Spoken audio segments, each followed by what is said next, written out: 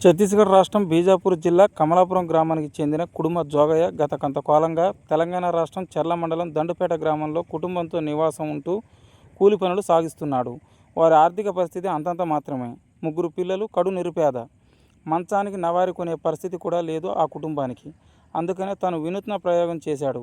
మిర్చి తోటలో వినియోగించే ట్రిప్ పైపుతో 2 నవారి మంచాలు అల్లి అందరినీ ఔరా అనిపించాడు. Please subscribe my channel.